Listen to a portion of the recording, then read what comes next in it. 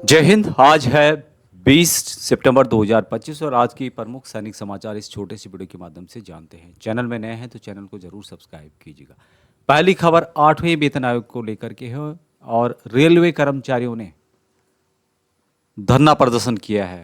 8वें वेतन आयोग के गठन को लेकर के मुजफ्फरपुर से खबर निकल के आ रही है कि रेलवे कर्मचारियों ने धरना दिया है। All India railway men's federation के आह्वान पर ईस्ट सेंट्रल रेलवे कर्मचारी यूनियन ने बैनर तले स्टेशन प्रबंधक के चैम्बर के बाहर धरना प्रदर्शन किया है और 23 विभिन्न मांगों को उनके द्वारा रखा गया। 23 जो मांगे हैं उनके द्वारा रखी गई, जिसमें कि सबसे पहले है कि 8वें वेतन आयोग का शीघ्र गठन किया जाए। उनकी सिफारिशें 1 जनवरी 2026 से लागू हो।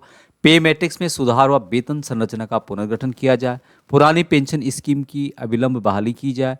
कोविड-19 के दौरान जो 18 महीने का महंगाई भत्ता है उसको शीघ्र भुगतान किया जाए। ट्रैकमैनों को बेहतर पदोन्नति के लाभ दिए जाए।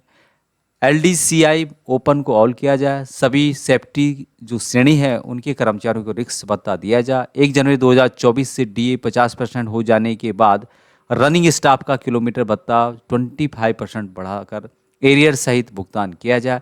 बोनस की सीलिंग 7वें वेतन आयोग की बेसिक के आधार पर सुनिश्चित की जाए। अन्य और भी मांगे इनके द्वारा रखी गई है। तो ये जो प्रदर्शन है रेलवे कर्मचारियों के द्वारा किया गया है 8th पे कमीशन के जल्द लागू करने के लिए, और साथ में जो उनकी 22 मांगे और हैं जिसमें कि 18 महीने का डीएडीआर भी शामिल है, उसकी भी मांग इनके द्वारा की गई है।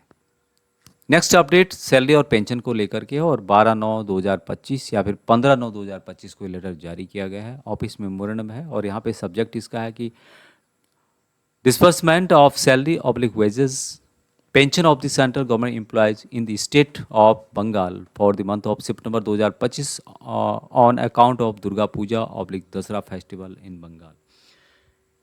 यानी कि बंगाल में दुर्गा पूजा या दसरा पूजा जो भी होता है दसरा त्यौहार के कारण सितंबर 2025 के महीने के लिए बंगाल राज्य में केंद्रीय सरकारी कर्मचारियों को वेतन, मजदूरी या फिर पेंशन से संबंधित विवरण बताया गया यहाँ पे। In view of the Durga Puja oblique Dasara festival, the government had decided that the salary of the central government employees in the state of Bengal for the month of September 2025 may be drawn and disbursed by the central government officers including defense post and telecommunication on 26 सितंबर 2025।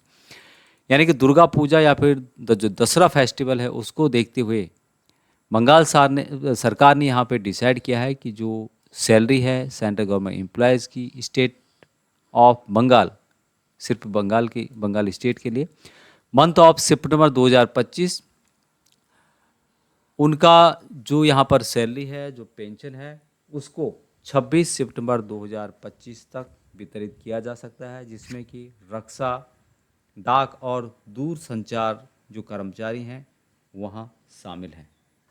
दूसरी खबर है कि सेना के जवान से महिला bank कर्मचारी ने की अभद्रता, एचडीएफसी ने किया किनारा, लेटर इनके द्वारा जारी किया गया है।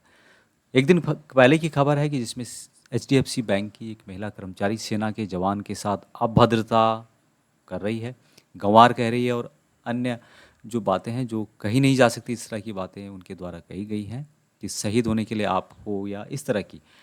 तो जब वहाँ वीडियो वायरल हो गया सोशल मीडिया पर, तो उसके बाद लोगों ने सोशल मीडिया के माध्यम से boycott HDFC bank, respect our jawans, इस तरह के टैग सोशल मीडिया पर वायरल होने लगे और उसी बात को ध्यान में रखते हुए एचडीएफसी बैंक ने यहाँ पर सफाई दी है, क्योंकि वहाँ एचडीएफसी बैंक से जुड़ा हुआ मामला था और एचडीएफसी बैंक ने सफाई देते हुए कहा है कि एचडीएफसी बैंक ने इस मामले में किसी भी तरह की संलिप्तता से इनकार किया है। उन्होंने कहा है कि यहाँ आचरण उनके मूल्यों को नहीं दर्शाता है। बैंक ने स्पष्टीकरण जारी करते हुए कहा कि यहाँ सोशल मीडिया पर प्रसारित एक ऑडियो क्लिप के संदर्भ में स्पष्टीकरण है कि जिसमें एक महिला सीआरपीएफ के जवान से अभद्र भाषा में बात करती दिखाई दे रही है। बैंक ने कहा कि कई पोस्ट में उसे गलत तरीके से एचडीएफसी बैंक की कर्मचारी बताया गया है। हम स्पष्ट करना चाहते हैं कि यह महिला एचडीएफसी बैंक की कर्मचारी नहीं है। क्लिप में सुनाई देने वाली आवाज़ का व्यवहार न तो स्वीकार्य है और न ही एक संगठन के रूप में हमारे मूल्यों को दर्शाता है। तो एचडीएफसी बैंक ने यहाँ पर बिल्कुल उनसे किनारा कर लिया है। अगली खबर है कि 28 सितंबर 2025 को कुमाऊं रेजिमेंट के सेंटर में यहाँ पर पूर्व सैनिकों से रिलेटेड एक कैंप लगेगा जिसमें कि उनके आश्रित और डिपेंडेंट वीर नारियां सभी आ सकते हैं। क्या क्या फैसिलिटी यहाँ पे दी जाएगी उसके बारे में बताया गया कि 28 सितंबर 2025 को कुमाऊं रेजिमेंट सेंटर के सौंदर्य से मेजर सोमनाथ शर्मा मैदान में एक पूर्व सैनिकों की रैली आयोजित की जाएगी जिसमें कि आर्मी कमांडर सेंट्रल कमांड की ओर से आएंगे। और इसमें क्या क्या सुविधाएं आपको यहाँ पर दी जा सकती हैं, गौरव सेनानी वीर नारियों तथा उनकी आश्रितों को केंद्र सरकार के रूप में जो सुविधाएं मिलती हैं उनकी जानकारी दी जाएगी। पूर्व सैनिकों वीर नारियों उनके आश्रितों की पेंशन संबंधी समस्याओं का यहाँ पे समाधान होगा। विभिन्न प्रकार की कल्याणकारी योजनाओं जो पूर्व सैनिकों उनके आश्रितों के लिए चलाई जा रही है कुमाऊं रेजिमेंट सेंटर द्वारा जारी की गई है उनकी जानकारी यहाँ पर दी जाएगी।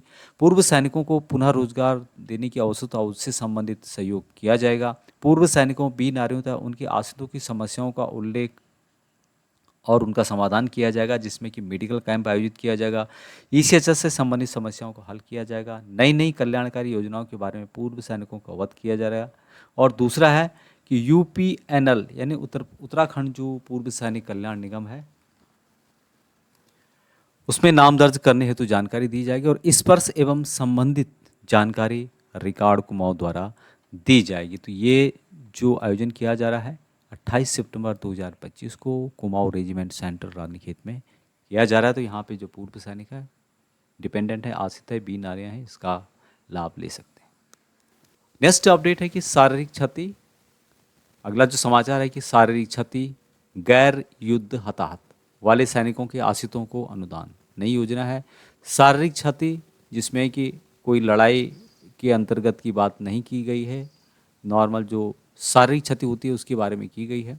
से पीड़ित सैनिकों के आश्रितों को 1 लाख रुपए का अनुदान प्रदान किया जाता है। और ये जो खबर है उत्तराखंड जो सैनिक कल्याण निगम है उनके द्वारा जारी की गई है। तो आप अपने जिला सैनिक बोर्ड, राज्य सैनिक बोर्ड जो भी आपका नज़दीक पड़ता है वहाँ पर जाकर इसके बारे में पता कर सकते हैं। अगला जो अपडेट है पूर्व सैनिकों के जॉब से रिलेटेड है और यह जो अपडेट है मध्य प्रदेश गवर्नमेंट के द्वारा पुलिस की वैकेंसीज निकाली गई है जिसमें कि 7,500 टोटल पद हैं और पूर्व सैनिकों के लिए यहाँ पर 750 पद रिजर्व करके रखे गए हैं। 10% वैकेंसीज पूर्व सैनिकों के लिए होता है, यहाँ पे आप देख पाएंगे, और 750 वैकेंसीज पूर्व सैनिकों के लिए है। टोटल वैकेंसीज की बात की जाए तो 7,500 वैकेंसीज निकल गई। तो जो भी अप्लाई करना चाहते हैं मध्य प्रदेश के यदि पूर्व सैनिक हैं तो उनको ऑनलाइन के माध्यम से अप्लाई करना होगा। 15/9/2025 से लेके 29/9/2025 तक आप अप्लाई कर सकते हैं। बाकी डिटेल्स इस नोटिफिकेशन में दिया गया है।